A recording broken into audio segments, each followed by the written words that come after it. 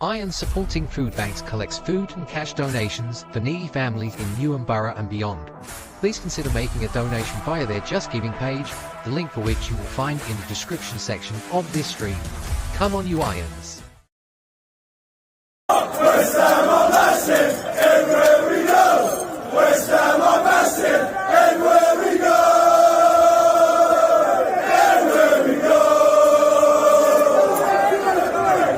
West Ham are massive, everywhere we go. West Ham are massive, everywhere we go.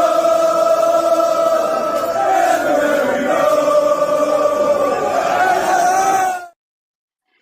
Hello, ladies and gentlemen. Welcome back to the West Ham Massive. If you're new around here, don't forget to hit subscribe, and don't forget either way to click a thumbs up on the stream. It really does help the channel out tremendously.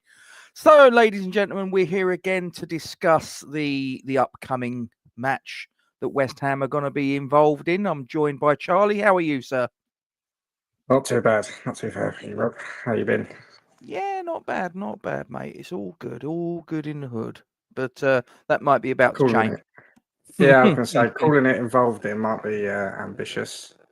Yeah, but we'll get stuck into that. I'll get my little presentation up as well for everybody to have a little look at various little facts and knowledge and all the rest of it that you may or may not be aware of. Also keep an eye out for the banner at the bottom, which will intermittently change with, again, some little snippets of information that might be of interest to you, such as the officials that will be taking to the pitch at the Amex tomorrow at 3 o'clock kickoff. So Charlie, let's start with Brighton. Give me your thoughts on what you've witnessed of them so far this season. Strange, very strange. Every time I look at them, I'm not going to pretend I've watched every game, but every time I look at them, they either seem to be on a 5-game win streak or a 5-game loss streak. And you sort of, I sort of thought they'd sort of fallen away from the European race, but I looked earlier and they're only like a point away from 8th. So I kind of just in my head discounted them from going for the 8th spot, but I think it will be the 8th spot. It gets that Conference League, which we know so well. So they're still well in the hunt, but obviously 5 or 6 maybe losses in a row is not going to help that. So they need to get on back out of there we go. 5 games without a win. I think it might even be 6, but they need to get out of that run pretty quickly if they're going to get that 8th spot. But as you know, as we all well know, if you're on a bad run, come see West Ham. We'll Dr. West Ham will sort it out for you. Yeah, it was ever thus. You know, we've discussed this many times, haven't we? You know, if there's a striker that's on a barren run, hasn't scored for 5 years, stick West Ham in front of him. That'll soon change. We're the gift that keeps on giving. Although looking at that form table, which shows you the previous 5 Premier League matches, we're marginally better than them. But over that 5-game spell, we've only had 2 defeats and 3 draws, whereas they've had 2 draws and 3 defeats. But it's splitting hairs, isn't it? You know, pretty much of a muchness. Yeah, and let's have it right. There's another slide. I don't know if it's the next one that you'll see that also shows the. Well, this is the season so far. I think it's the next one, but there is one that shows you our Premier League head-to-head, which you just look at and you just shake your head. 1 win out of, I think it's 15 Premier League encounters that we've had with each other. I mean, yeah, I don't go into it with an awful lot of. Well, yeah, I mean, sort of like obviously the last time we went to the Amex, I'm trying to find a positive here, Charlie. The last time we went, we produced something smash and grab, didn't we? Yes. Did you go to that one? I don't think I did. No, I've been to many of the losses at the Amex over the last few years, but no, I can't seem to remember being there for a win. So I'm guessing I didn't go last season. So, who's been the star player for you for Brighton this season? You in the games you've witnessed? Yeah, I think Matoma always stands out as a key player when we play them and whenever I've seen them play. I think he's there, obviously star man. That Belieber, I think Carlos Belieber, probably pronouncing that terribly, but I think he's been very good in centre midfield. Yeah, I think it's a good squad, but it's just one of those squads that probably aren't quite there in terms of getting into the European spaces. Few star players, depends on who they keep. And obviously, in January, they had a big old bid for Mitoma and they rejected that. But I think one of their directors or CEO or owner, whoever it was, just come out already and said they're probably going to lose a couple of key players for big money this summer. Kind of like, a bit like the old Southampton way now turning into the Brighton way, isn't it? But they seem to manage without it. Nick all their coaches, the managers, the players, they still keep cracking on and climbing up that table. So yeah, I think there's a few good players in there. It sounds ridiculous given the seasons we've had. There's no like standout players in there that I think, oh yeah, I'd desperately love to see them at West Ham, other than potentially Belieber and Mitoma. I know there's a few links to Adam Webster and people like that because of the Potter link. They're not exactly filling me with anticipation that those links, but yeah, good, solid, middle of the road Premier League squad. Probably not quite going to get that European spot, but all the while they're in the race, go for it. Yeah, I mean, I think Mitoma's the one for me that stands out. Van Hecker, I think, is a player that when I've seen him, he's shown what he's capable of. And but yeah, I mean, they're one of these.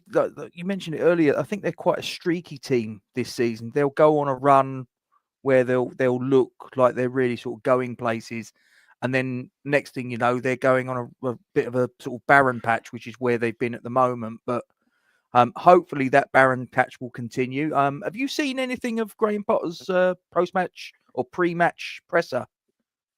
Yeah, unfortunately, I did watch it. I thought it might be semi-interesting, given the whole Fulkrug scenario and the booze, and surely there'd be some sort of interest in the press conference, but it was about as sit on the fence Potter as you can get, in my view. Yeah, he didn't really say much at all. Yeah, I mean, he was obviously asked about the Nicholas Fulkrug interview, and I think he sort of batted it away in probably a very PR sort of coach way, and sort of said, well, he's entitled to his opinion, but I'd rather he sort of kept these things under the sort of like wraps, if you will. I think for me, I think it showed what there are players that give a shit, quite frankly. And I think we need to see a little bit more of that. If I'm being truthful, I know that it's inconvenient for the club's hierarchy. It's inconvenient for the head coach, manager, whatever. Inconvenient for a great number of people within the confines of London Stadium, Rush Green. But I thought that there was not a word that Nicholas Fulkrug said that I disagreed with. And the fact that he's actually had the balls to come out in the public domain and say what he thought.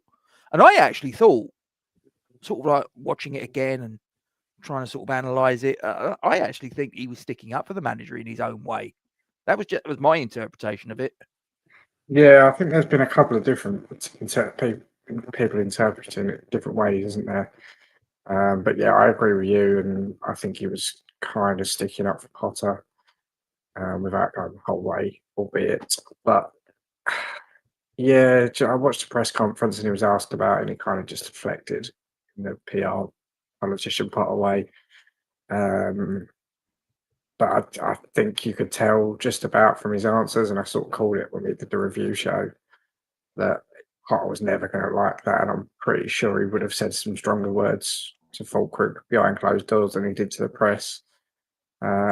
So whether he comes out and does it again or not, who knows? But he's got form for it, so maybe he will. But yeah, hopefully some home truths have been said this week in private in the dressing room. It doesn't feel like there's that many there that are going to be that bothered and that fussed about sticking up for the club and saying this isn't good enough. But you'd hope the likes of Fulker, Bowen, Kilman, people would throw Souček into it. But if he's halfway out the door, like a lot of the rumours suggest, is he going to be that fast at all? Same with Soufal. I think he's pissed off with the club, so it's not going to be that arsed, I imagine. Creswell, yeah, maybe. But there's not a lot of leaders in that dressing room. There's not a lot of people that are going to turn around and say, this isn't good enough. And the fact that the season is basically dead, we're not getting relegated. I feel like everyone's just kind of a bit like, don't really care. And quite funnily enough, that's my attitude to it. But I'm a fan that pays to go and watch them or doesn't watch them. It's not. I'm not getting paid to endure it, whereas those guys are. So they should care. But yeah, it just feels like everyone feels like the season's dead, and it's just kind of a ticket waiting for August to come around. Cool. Let's get the teams, sort of like the squads, out of the way. I'm going from this the website called Who Scored. So if there's anything that they've got wrong, guys, I'm only going from the resource that's in front of me. So Brighton have got quite a few players out, Charlie. I don't know if you've seen the list of players that look like they're either out or for one reason or another or are doubtful, but it's quite large. Igor Julio, Ferdi Kadioglu, James Milner, Joel Veltman, Jason Steele, Jorginho Ruta, Tariq Lamptey, Adam Webster, according to this, are all out with injuries of one description or another. Joao Pedro, thank goodness, he's suspended for this one as well. And Jean-Paul Van Hecker is a doubt. So there's quite a few players that they've got missing for one reason or another. We've obviously got Michail Antonio, we obviously know. Crysencio Somerville, Evan Ferguson obviously can't play against his parent club. I'm not even convinced he would have if he had the ability to play, whether he would have been in contention for a start. Play for them. Well, do us a favour. Well, we send him back and he can play up front for them, and then we know we're not going to concede. Yeah, there could be that. Wan-Bissaka's down on this website as a doubt, although Graham Potter in his press conference seemed to suggest that he may well be firing on all cylinders. Edson Alvarez apparently still has a back injury, and Aaron Cresswell's also listed here as a doubt, but it's pretty much what you'd expect. As I say, I think trying to sort of find a sort of positive, I would say that the Brighton sort of injury list or the absentees in total, it's quite positive for us. I think we should try and take a positive out of it, shouldn't we? Yeah, I mean, it's hard to take a positive out of anything for other teams at the moment when we're so shit. But yeah, would I rather play their best players or their second string all day long. But yeah, I'm more concerned about what players we have available, in the sense that they actually turn up. So yeah, it'd be like if I said Brighton's team causes me too much sleepless nights. Evening, Nick. How you doing, Nick? All good. Right. Who's the West Ham player that you think we need to turn up to maximise our chances, slim though they may be on current form? A defender would be nice to turn up, but I think in terms of a key player, I think there's only one that's actually performing like a key player at the moment, and that's Lucas Paqueta. I've seen some comments about back to his best and stuff like that. I'm not quite sure he's that good in recent games, but I think he's probably our best player. All forgiven. Yeah, I think there we go. Nick will like that one. But yeah, I think Paqueta's a key player in terms of he's going to make us tick, but he can only make us tick in the sense that he needs some people around him to start playing football for a start, and then good football after that. But yeah, if we can get a few defenders to turn up and actually know what they're doing and don't look half drunk, that would be great. So what would be your starting 11 then, Charlie? If you was in the dugout, forget what you think that Graham Potter's going to go with for a moment. And you guys that are in the live chat, please feel free to do this as well. Not what you think Potter will select. If you was the West Ham manager with the tools available at your disposal, what would be your starting 11? Give us also a little bit of context as to maybe some of the decision-making processes involved. Yeah, knowing I was coming on this video, you would have thought I might have thought about this beforehand, but I am totally making this up on the fly. I want to get players in their best positions, which is difficult because about 3 positions in, that's not going to be the case. But I want to get Bowen in his best position. I'm probably going to drop Caduce because he's just a waste of time at the moment. But I think I would go forward at the back. So we don't have wing backs, and the system doesn't work without wing backs that can get forward and cross. Your shoulders must be a little bit chilly though, Nick. Yeah. So I think I'd go Areola, go Wan-Bissaka at right back because he's not a wing back, go to Debo, and here comes the one that's not in his correct position, Kilman, because he can't play in a back 4 apparently. But I still don't want to see Mavropanos in there. Probably go Emerson, give Skulls some minutes at the end, whatever's going on, but I'd probably go Emerson to start. Fed up at defending. Let's just put Alvarez back in there, unless you're saying I can't have him actually because of his back.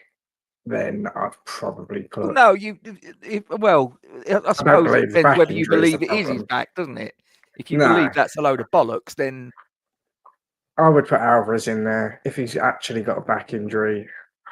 So fed up with James Ward-Prowse, and I've never been the biggest fan of Thomas Souček, but James Ward-Prowse is doing my nutting at the moment. So if it can't be Alvarez, put Souček in there next to Soler, Paqueta in the 10, Bowen on the right in his actual position, Fulcrook up top, and what do you left?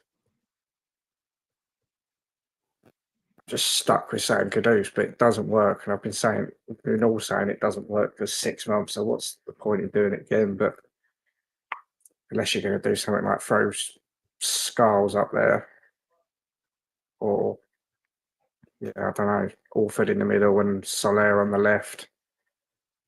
Or scrap all that. Orford and Souček in centre midfield. Paqueta on the left. Soler in the 10, Bowen on the right, Fulcrook up front. There we go. Not bad, not bad. What you saying? What you going with? Let's see. Okay. I've chopped and changed while I've been not as much as I just did in the last 3 minutes. No, sort of like during the course of this week where I've been sort of like trying to sort of like think what I would do if I had the opportunity. I'd go Areola in goal. I think he very probably picks himself. That's a tap-in, really. I think Wan-Bissaka again walks in. Whether you play him at right wing back, right full back, or even maybe sort of get a move out of left field, maybe play him as a right centre back, is entirely up to you. But I think he has to play if he's fit. And from the interview that Potter did, he seems to be very much giving me the impression that he will be, barring some unforeseen circumstance. I'd play a back 4. I'd play him as the right back. I'd play Todibo and Kilman in centre back pairing. And I'd bring Ollie Skulls in. Now, here's the thing. Before I go too much further, because there might be some people saying, Ollie Skulls, that's a bit of a risk. Well, here's the thing. Correct me if I'm wrong. Currently, we would have to not pick up a point in what remains of this season while simultaneously Ipswich going and winning every single one of their remaining fixtures for us to get relegated. That's correct, isn't it? So realistically, it is not going to happen.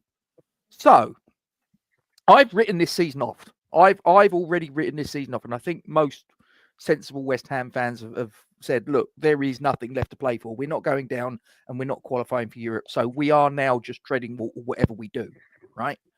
So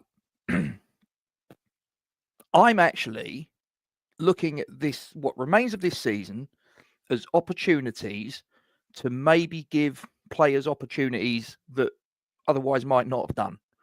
So there are going to be a few players in what remains of this, and I'd say I've mentioned Seagulls as one, who are going to get. Now, I don't expect this, like I say, this team will not see the light of day. It absolutely won't.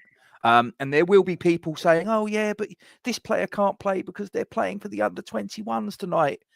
Are you actually telling me that a fit young lad couldn't sort of play 2 games in 2 days? I don't believe that for a moment. But okay, let's just park that. Let's just, like I say, in my world, my make-believe sort of parallel universe where I'm the West Ham manager and I can do as I please, I will pick these players. Okay? So that's that bit out the way, because I'd play Andy Irving in central defensive midfield, and I'd have a 2-man central midfield partnership of Lucas Paqueta and Lewis Orford. And I would then go with a front 3 consisting of, on the left, Luis Guilherme, on the right, Jared Bowen, and up front, through the middle, Nicholas Fulkrug. And just for shits and giggles, just to give you a little bit of extra meat on the bones, as a little bit of a Brucey bonus on the bench, I would have Caelan Casey, and I would also have Josh Ajala. Why not? I mean, he's banging in goals for fun for the under-18s, who got obviously a win at the what used to be called the Medeski Stadium. I think, is it now the Select Car Leasing Stadium? That really trips off the tongue, doesn't it? Why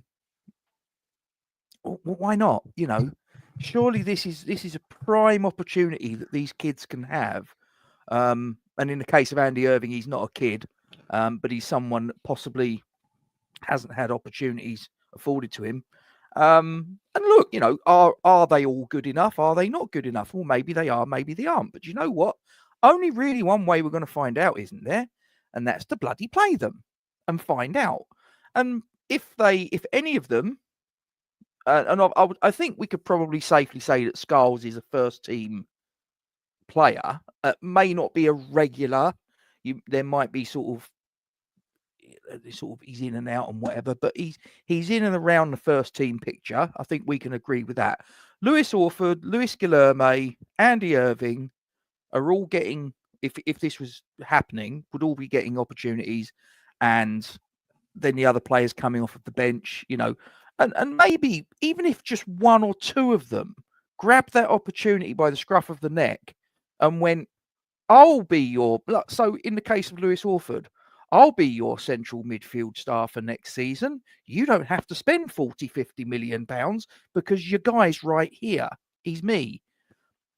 Then it's an exercise worth doing. And even if we got beat, I'm perfectly prepared to go to the Amex and get beat if that's the team we put out. And I can see that there's a manager who's thinking long term, because this season's gone. This season's dead. So let's write it off. If I could see a manager doing that and rolling the dice, and if it comes up and it doesn't go the way he wants it to, fine, I'll back that manager. But if I saw that the manager goes out tomorrow and picks the Součeks, the Ward-Prowses, and players that fundamentally we know they're probably not going to be here next season, and if they do, they'll be bit part players at best. What's the point? Just, it wouldn't work for me. Yeah, I don't think there's a lot I can disagree with there. I think Irving's an interesting one. I think maybe I've still got a chip on my shoulder because he cost me £100 this season. But that was your own fault. He's barely had any more minutes than you, hasn't he? So he has, anyway, he's had a few more minutes than you. Yeah, so that was £100 to a good cause, and I was supporting food banks anyway. So maybe it's just I'm bitter about that, but I think he'll be gone next season. I don't think he'll be here. I don't think he's based on limited time seeing him. But if he was that good, he would have forced himself onto the bench more often than he has. Probably. Cotter doesn't fancy him, so I think he's kind of one of the ones that he'll be gone, whatever happens. But yeah, there wasn't a lot there I could just disagree with, to be honest. I think the Ajala shout, why not? The replacement for Ferguson on the bench is going to be Danny Ings, so might as well be a kid. Yeah. It won't Danny be. Ings, what are we going to learn? Well, it's a farewell tour of the last 5 games for his 125 grand a week plus appearance bonus, I guess. So yeah, it won't be, but I'd rather see that than I would Danny Ings on the bench and coming on. Caelan Casey, fine. He won't go on the bench on the pitch anyway. I'd rather see him have a go than Mavropanos. Yeah, there's a lot there. There's a lot there I'd like, a lot there I'd agree with. As you were saying it, Guilherme come to mind. I was like, if I didn't have to put him on the left. So yeah, I probably would put Sola back in centre midfield and put Guilherme on the left, because I think he's probably a little bit more ready. But it's a flip of a coin. So yeah, what have we got to lose? What have we got to lose, really? Yeah, nothing. And that's really why I've sort of, if there was anything hinging on this game, if relegation was a distinct possibility, or if qualifying for Europe was a goal on the horizon, would I play that team? No, absolutely not. But neither of those things are the case. And as I say, for me now, the remainder of this season should be about learning as much as we can about, right, just what exactly are we dealing with here? What exactly is under the bonnet? Have we got kids in and around the sort of like the 21s, the 18s, whatever, that just maybe could make a step up? And even if it's not straight into the starting 11, but maybe into the squad on regular enough occasions during the course of next season, then fine, utilize them. Surely, otherwise, what's the point of having an academy? We have that fucking carpet on the side of the pitch, the Academy of Football. We've got merchandise all over the fucking place in the shop. Academy of Football. Okay, well, let's look like we're at least trying to live up to that tag. So, I say, for me, giving players like Skulls, giving players like Orford, like I say, Ajala and Casey on the bench in my parallel universe squad is absolutely the way to go. Do I expect it will happen? No. I do expect, sadly, I do expect sadly to see an 11 and a bench where I just look at it and think, I've learned fuck all from that, whatever the result, whatever the outcome. If we come away with 3 points, I guess no one will really give a shit what the composition of the squad was. No, but I think that when if we lose, then that's when it becomes more of a sort of like something where people take a step back and go, well, what was the point of that? Yeah, and I think we've got 5 games left of the season. If we had a line-up like what you suggested, with a lot of the kids getting good amount of minutes and getting a chance, and we lost all 5 games, I think there'd be a lot of fans that would say, fine, fair enough, what was he supposed to do? He was trying the kids out, giving them an opportunity, starting our pre-season now. Let's see what happens in the summer. I think if we have 5 games of what we just saw against Southampton and get 5 losses or fail to win in 5, I don't think he gets to the end of the season without significant proportion of the fan base questioning whether he should be in charge next season. So we say there's nothing riding on it, and that technically there isn't in terms of points, promotion, relegation, that sort of stuff. But I think there's a lot of people turning on Potter, including myself, as you well know from our conversations on the boats after the Southampton game. Yep. And yeah, I think if there's 5 losses in a row or 5 games without a win in the rest of the season, and we're seeing the likes of James Ward-Prowse and Souček and passing it sideways and backwards and no one who can hit the target, average age of 37 or whatever it is. What Yeah, I if we think lost? What if we lost every single game that remains of this season, but he did something like what I've run through of putting in the Skulls, the Orfords, the Guilhermes, and having Ajala and Casey on the bench. And if we lost all 5, do you think? And we looked like we was having a go as well. Do you think you'd actually go? No, actually, fuck it. What else? I can see precisely what he was trying to do. The results didn't sort of bear it out, but I'll go with it. I think he gets a pass. If he does that and loses all 5 games, he gets a pass. And he's still at the same position I'm at with him now at the end of the season, despite losing 5 more games, in that I'm not confident for next season at all. There are a lot of questions to be answered, but those 5 games wouldn't be playing into making it worse. I think he gets a pass if he does something like that and comes out in the press conference and says, look, season's got 5 games left. We've got virtually nothing to play for, even if he wants to do it after we are actually safe, which possibly could be this weekend, maybe. He comes out and says, look, we've got 4 games left. Going to give kids lots of minutes to see if they can step up, make some plans for going into next season, but it might get worse before it gets better. I have a bit of respect for him. Never going to happen. It's a hypothetical conversation, but yeah, he'd get past for losing the games if he was giving kids some minutes and just going for it and trying something different. And you could see that there was a plan or some semblance of a plan to get some attacking forward next season.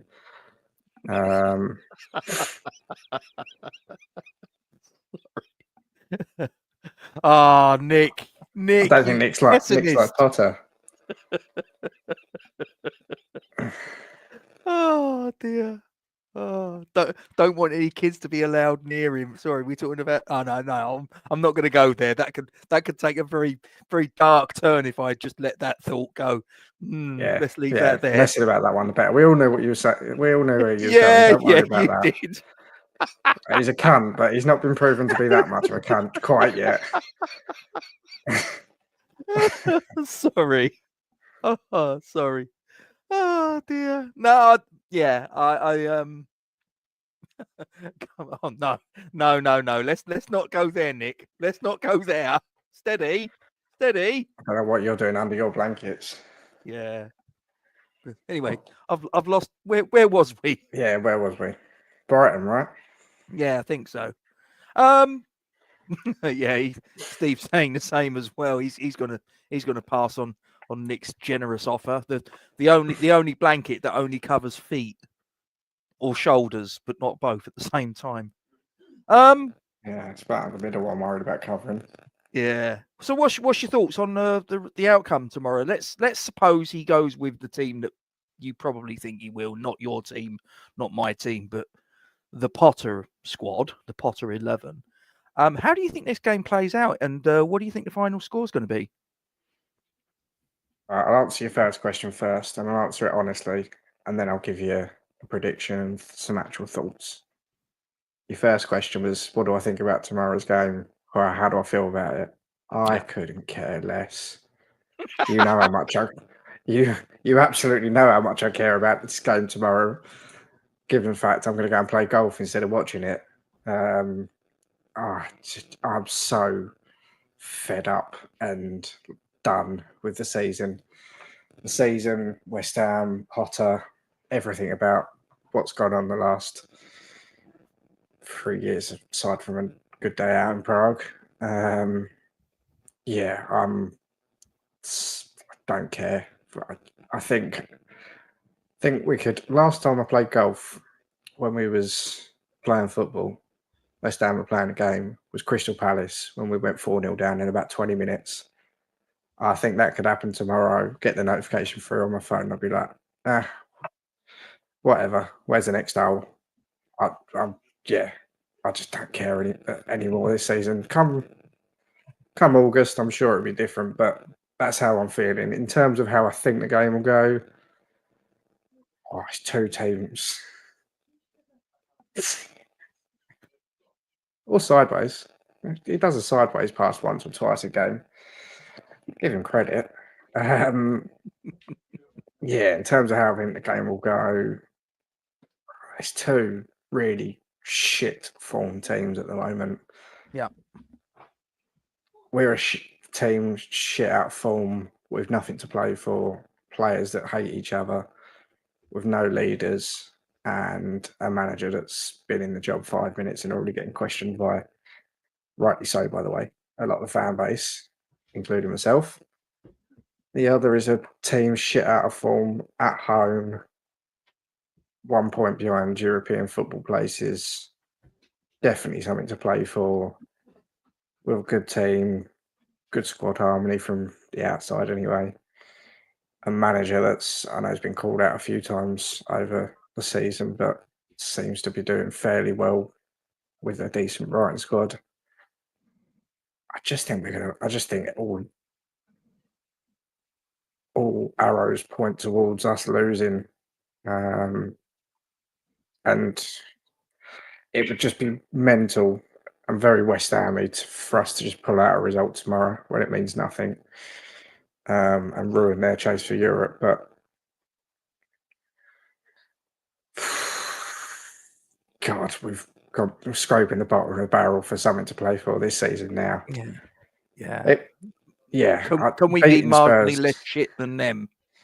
Yeah, beating Spurs would be better than finishing above them. I'd happily take losing tomorrow to beat Spurs.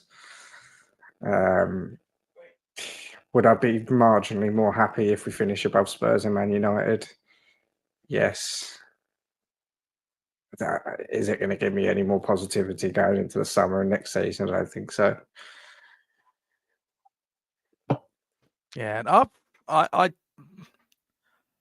I'm struggling to find any positivity. You know me, I like to try and be glass half full rather than glass half empty, but I'm struggling, mate. I'm struggling. I think someone's sort of taken the bottom out of my glass and my pint of beer's pissed all over the floor. I just don't see. I know they've got a lot of players that are out, but I just think that I'd like to know what the impact was on the Fulkrug interview with the rest of the squad. I'd like to know whether they reflected and thought, do you know what, lads? He's fucking right. He's so right in what he said. Whether we like the fact he said it in the public domain or not, the fact of the matter is he's right. Or whether they all just shrug their shoulders and don't give a shit. If it's the latter, then we're in trouble. And I don't think we're going to Brighton. And, and you said it, they have got something to play for. We don't really. I mean, I know, Darren, you say about finishing above Spurs, all the rest of it, but I'm not really, like I say, I've already wrote this season off. I can only speak for myself. Do I want to do as best as we can? Yes, but I've just sort of, what we are not going to achieve anything. We could win the next 5 games and we still wouldn't qualify for Europe. We could lose the next 5 and we still wouldn't get relegated. That's the reality of it. Kent's put it perfectly there in terms of drained is a perfect word to describe how I felt the season. And mate, even though this season, see, with the little one, been to less away games, I've still done quite a lot of away games this season.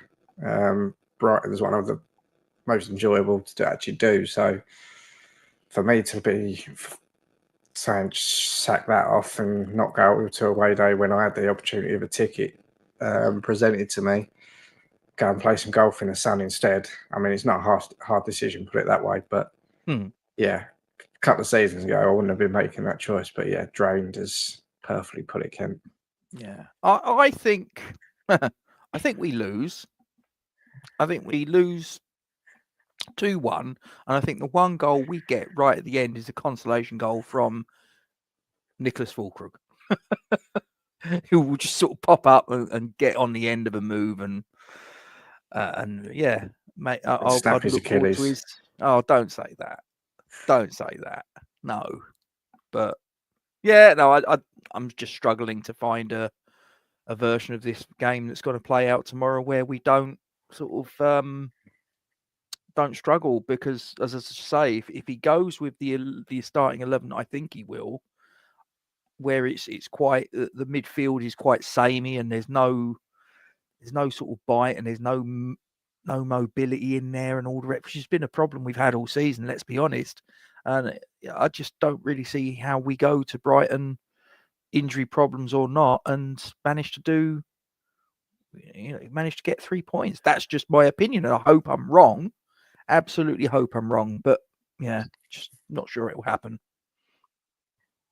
No, I agree. I think, yeah, I think I said to someone earlier, I think 2-0. We just don't look like we could score, and I don't know what the stats are off the top of my head, but I know last time I looked, they was pretty damning, and yeah, we just look done in terms of creativity. That we look like we have no creativity whatsoever, which is mad to say when you got someone like Lucas Piquet, who is playing much better than he was playing before, albeit I wouldn't say back to his best quite yet. Got Kudus in there that quite conceivably could go for £80 million this summer. Got Jarrett Bowen in there, who's been linked over the years to Liverpool, played for England. Falkirk, who was in the Champions League final last year. Soler, PSG centre midfielder, who's on about £400,000 a week or something stupid like that. How can that team not have any creativity? Is mad, isn't it? It's just beyond me. It's crazy. Any final thoughts before we knock it on the head, Charlie? I hope the golf is better than football tomorrow. That's my only final thought. I was going to say that. I don't think it's going to be terribly difficult, is it? I don't know. You haven't seen me play golf. Nah, fair enough. Anyway, Charlie, thanks for joining us. Guys in the chat, thanks for getting involved. All your comments as you go keeps us entertained, especially ones about, I won't go there again. No, I won't. I'll leave it. I'll get in trouble. I'll get myself taken off of YouTube. Some people will probably turn around and say it's not a bad thing, but there you go. Anyway, we're going to disappear. For those of you that are making the trip down to the south coast, travel safe. Hopefully bring back at least a point. 3 would be great. My expectations will probably come back empty-handed, but we'll see. We live in hope. And we'll see you all next time. Please also don't forget to give us a subscribe and drop a like on the stream. It makes sense. Come on, you Irons. Irons Supporting Food Banks collects food and cash donations for needy families in Newham Borough and beyond. Please consider making a donation via their Just Giving page, the link for which you will find in the description section of this stream. Come on, you Irons. West Ham are massive, everywhere we go. West Ham